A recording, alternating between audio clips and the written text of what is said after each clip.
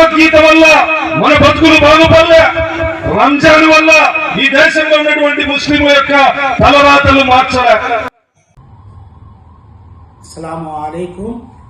అందరికీ నమస్కారం అండి. అనంతపురం జిల్లా మడగసిర ఎమ్మెల్యే అయిన ఎంఎస్ రాజు గారు చేసిన వ్యాఖ్యలు యావత్తు ముస్లిం సమాజంలో మనోభావాలు దెబ్బతిన్నాయి. రంజాన్ వలన ముస్లిం తలరాతలు మారలేదు అనే వ్యాఖ్యలు చేశారు. రాజ్యాంగబద్ధ పదవిలో ఉన్న మీరు ఇలాంటి వ్యాఖ్యలు చేయడం సిగ్గుచేటు.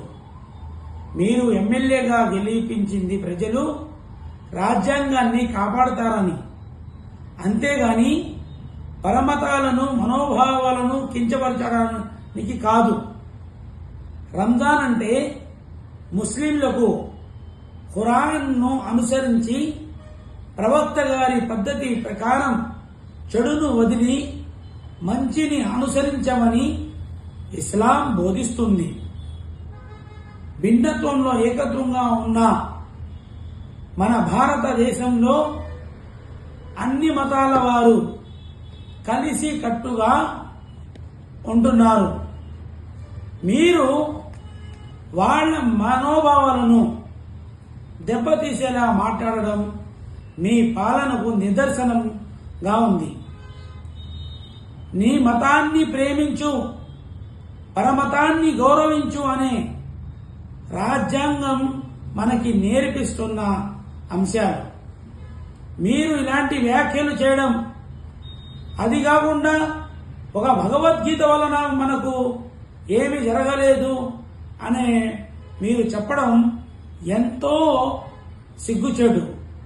ఎందుకంటే నారా చంద్రబాబు నాయుడు గారు మీకు 2024 టీటీడీ బోర్డు సభ్యులుగా నియమించడం జరిగింది.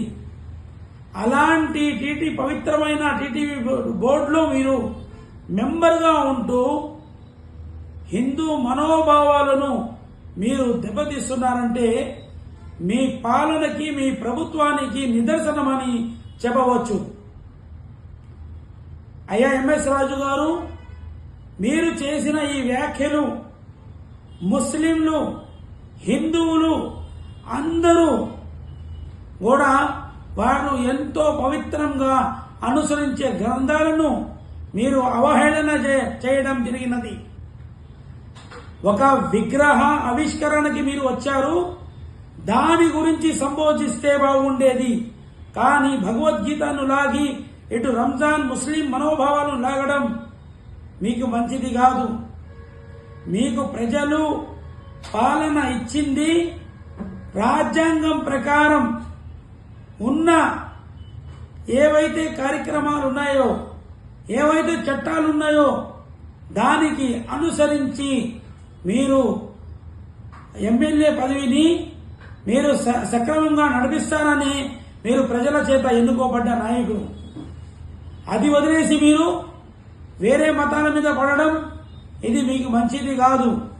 మీ ప్రభుత్వం మీకు ఎలాంటి నిబంధనలు ఇస్తుందో తెలుస్తుంది.